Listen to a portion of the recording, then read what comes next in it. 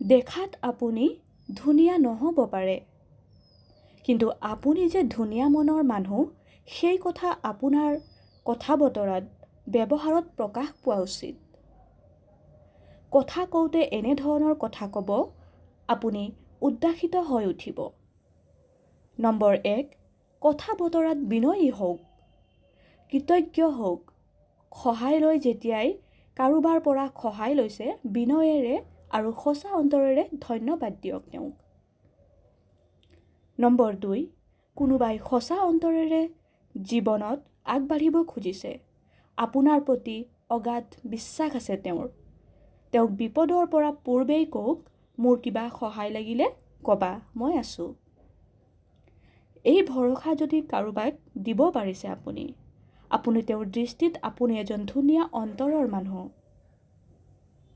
Number 3, কোনোবাই খুব বেয়া পৰিস্থিতিৰ মাজেৰে জীৱন আগুৱাইছে, আপোনাক কথাখিনি শুনাইছে, জীৱনৰ বিৰুদ্ধে অভিমান কৰিছে, তেওঁক কওক শক্তিশালী 2টা শব্দৰ এটা বাক্য, মই বুজোঁ বা মই বুজিছোঁ। ভাবকচোন জীৱনৰ সংকটকালীন সময়ত আপোনাকো যদি কোনোবাই এনেকৈ কৈছে, তেওঁৰ প্ৰতি আপুনি কৃতজ্ঞ নোহোৱাকৈ থাকিব পাৰিবনে?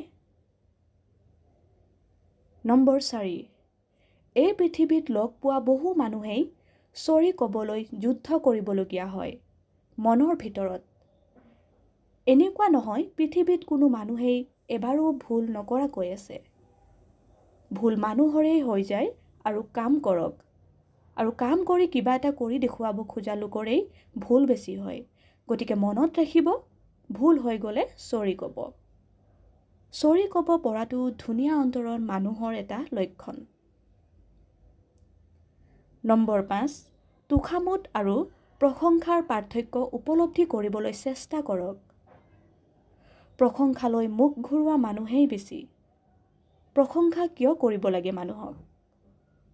যেতিয়া আপোনাৰ কৰ্মত অংশীদাৰ হৈ আপোনাতকৈও প্ৰশংসনীয় কাম কোনোবাই কৰিছে, তেওঁক অলপমান উচ্ছ্বসিত হ'বলৈ, অলপমান পুৰস্কৃত হোৱাৰ অনুভৱ দিয়ক আপুনি।